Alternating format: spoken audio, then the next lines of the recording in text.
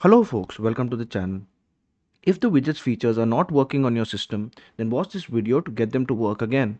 Now the first thing we need to do is to find out whether widgets are enabled in the taskbar or not. So we'll right click on the taskbar, go to taskbar settings, and we can see the widgets features are disabled. So we'll enable it by clicking on the on button and it should appear here as you can see. Now if it doesn't appear, then what we need to do is we will go back to the taskbar settings and we will put this in the off position, just minimize the window, and then we will go to task manager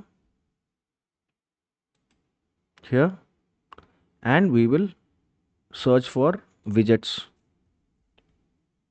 All right, so here it is. So what we'll do is we'll just end the task.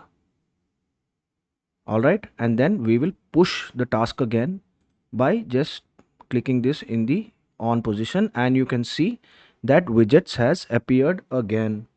Now if this too doesn't work, then we need to run an SFC scan. So we'll right click on command prompt, click on run as administrator, yes, and we will input the command sfc space slash scannow and press enter. And widget should probably work by now, as you can see.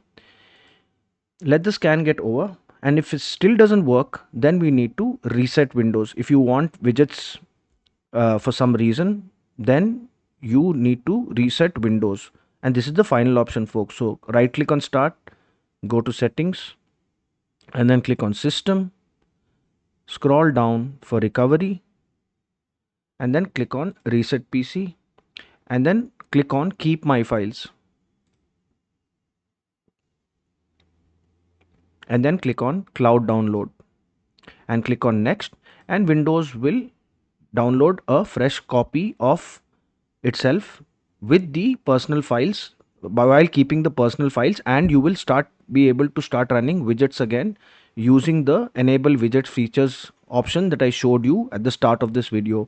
If this video helped you, then kindly subscribe to the channel. Enjoy your day.